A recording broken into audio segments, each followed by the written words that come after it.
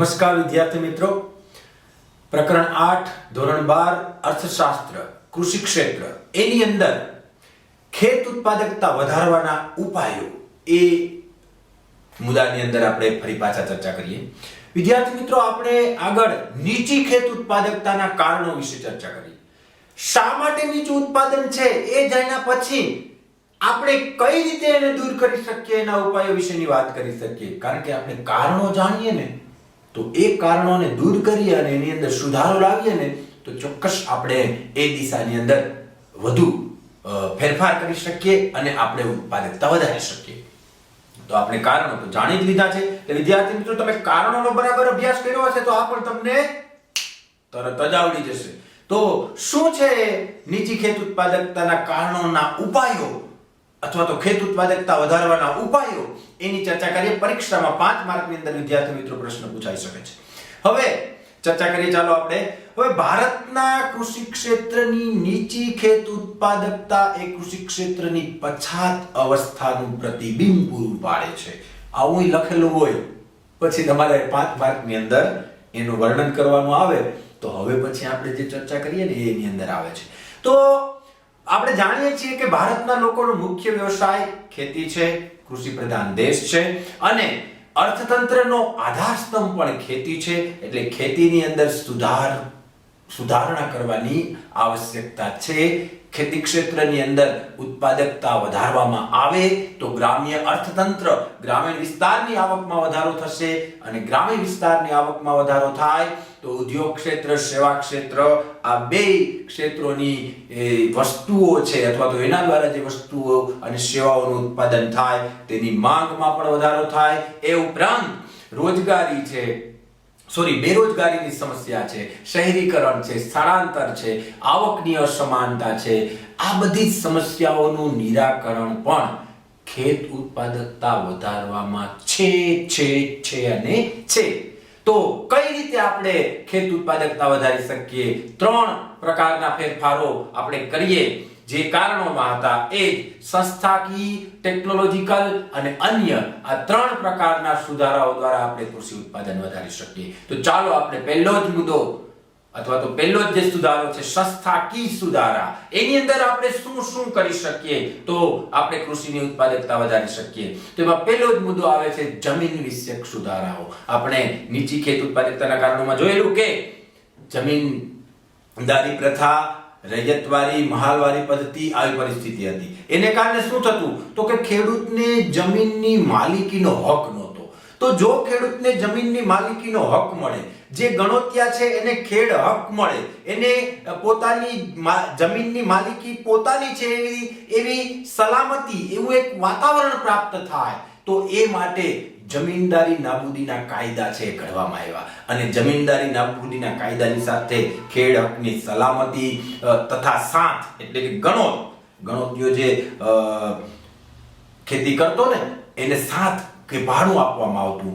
આ જે ગણોત છે એના કાયદાઓ પસાર કરવામાં આવ્યા. આ ખેતીની જમીનની માલિકી અંગેના કાયદાઓ પસાર કરવામાં આવ્યા અને જે કાયદા પસાર કરવામાં આવ્યા એને કારણે ખેડૂતોનું શોષણ થતું અટકે અને ખેત ઉત્પાદન વધારવામાં ખેડૂતને મદદરૂપ બને. ખેતીની અંદર જે ઉત્પાદન થાય એમાં ખેડૂતને મોટો હિસ્સો મળે. કારણ કે પહેલા તો 50% કે 66% હિસ્સો લઈ જતા હતા પહેલા લોકો, અંગ્રેજો અને જમીનદારો. એને બદલે શોષણ અટકે અને ખેડૂતોને પ્રાપ્ત થાય એ પ્રકારના કાયદાઓ પસાર કરવાનો પ્રયત્ન કરવામાં આવ્યો છે અને એને કારણે અંતે ખેત ઉત્પાદન વધે અને ખેત ઉત્પાદકતા પણ વધારી શકાય. તો આ રીતે આ પ્રકારના પ્રયત્નોની ફલશ્રુતિ એ કદાચ વધુ પ્રમાણમાં ઉત્પાદકતા આપી શકે. એટલે પહેલો ઉપાય એ જમીન વિષયક સુધારાઓ કરવા. નંબર 2, સંસ્થાકીય ધિરાણની પ્રાપ્તિ. આપણે જાણીએ છીએ કે ખેત ધિરાણ ખાનગી ક્ષેત્ર પાસેથી ખેડૂતો લેતા અને દેવાદાર બનતા ને એને કારણે તો તમે જાણો છો કે કેટલા બધા ખેડૂતોને આત્મહત્યા કરવી પડે એવા કિસ્સાઓ પણ દેશની અંદર બન્યા છે. તો કૃષિ ક્ષેત્રે ધિરાણ મળે એ માટે સરકાર દ્વારા 1969 અને 1980 ની અંદર બેંકોનું રાષ્ટ્રીયકરણ કરવામાં આવ્યું. સાથે ખેત ધિરાણ માટે જેને મહત્વનો એક સોર્સિસ સ્ત્રોત કહેવાય એ 1982માં સરકારે NABARD national agriculture bank of rural development બરાબર એની સ્થાપના કરી અને આ નાબાર્ડે છે પછી એની બે બીજી બ્રાન્ચ શાખાઓ છે RRBS અને LBS RRBS એટલે રિજનલ રૂરલ બેંક પ્રાદેશિક ગ્રામીણ વિકાસ બેંક અને આ LDBS એટલે કે બે લેન્ડ ડેવલપમેન્ટ બેંક જમીન વિકાસ બેંક છે એ એની સ્થાપના કરી અને આ નાબાર્ડ અને આ પ્રાદેશિક ગ્રામીણ વિકાસ બેંક અને જમીન વિકાસ બેંક આ બધી જ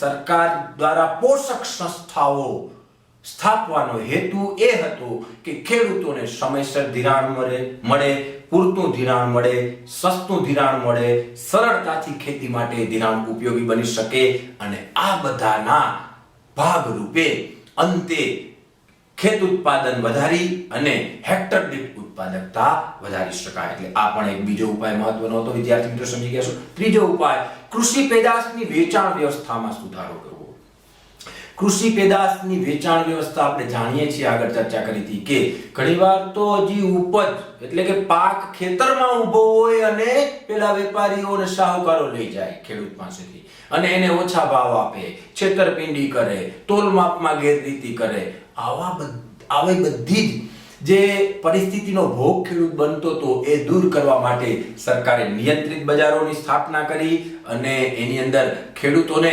વધારે પડતો પાક લઈ જવાનો પછી એગમાર્ક પ્રથા સરકારે દાખલ કરી કે જેની અંદર ખેત ઉત્પાદન છે એની ગુણવત્તા પ્રમાણે એને ભાવ મળે ઓલા વેપારીઓ તો શું કરે ખેડૂતની મગફળી હોય કે ઘઉં હોય કે મકાઈ હોય કે તમાકુ હોય કે બટેટા હોય કોઈ પણ પાક હોય તો એ આખો એમને લઈ જાય એમાં સારી ક્વોલિટીનો માલ પછી ઈ પોતે અલગ કરીને એના વધારે ભાવ લે અને ખેડૂતને તો એટલા જ ભાવ આપે તો આ પ્રથા જે છે એ વેપારીને ફાયદાકારક બને પણ એ દૂર કરવા માટે એગમાર્ક પદ્ધતિ સરકાર દ્વારા દાખલ કરવામાં આવી પછી ખેત પેદાશોના ભાવની માહિતી છે એ લોકો સુધી પહોંચે એ માટે અખબાર છાપામાં ભાવ આવે ખબર હોય તમને બધા પાકના ખબર છે કે ભાઈ મગફળીનો એટલો ભાવ બધી ખેતી વિષયક માહિતી આવે તુવેર દાળ કપાસિયા તેલ આ તે તો એ ટીવી ની અંદર એના કાર્યક્રમો આવે રેડિયો ની અંદર એના કાર્યક્રમો આવે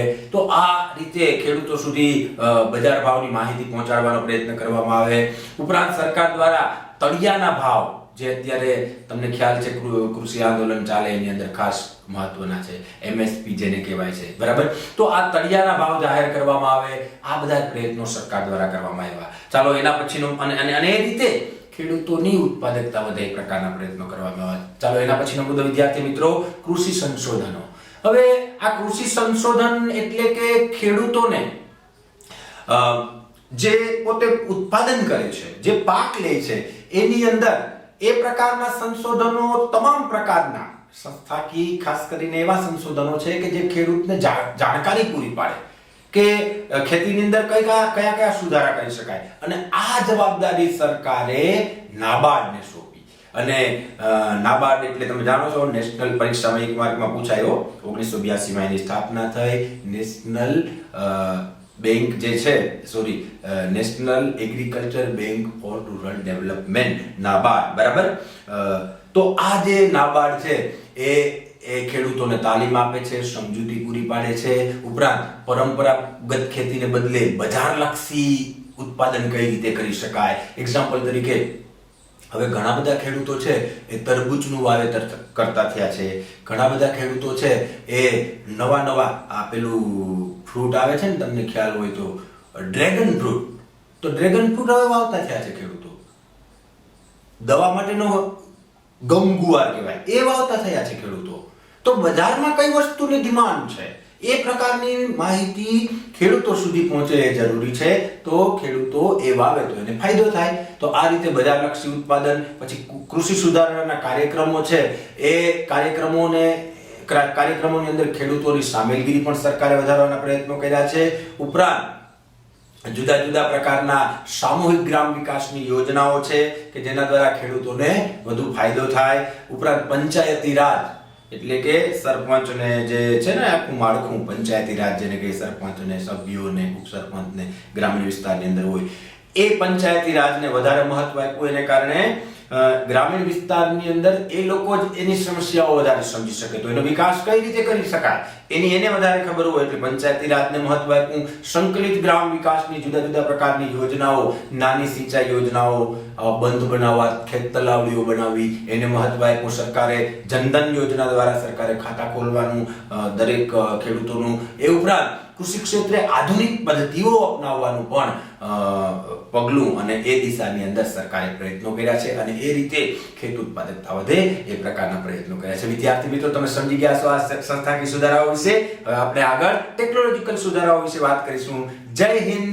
નેક્સ્ટ વિડીયોની અંદર ફરી પાછા મળીશું. દરેક વિદ્યાર્થી મિત્રોને અમારી YouTube ચેનલ લખન બામરોટિયાને સબસ્ક્રાઇબ કરવા વિનંતી, સાથે બેલ આઇકોન પણ દબાવવા વિનંતી અને બીજા ગ્રુપમાં વિડીયોને શેર કરવા વિનંતી, જેથી વિડીયો વધુ વિદ્યાર્થીઓ પાસે પહોંચી શકે.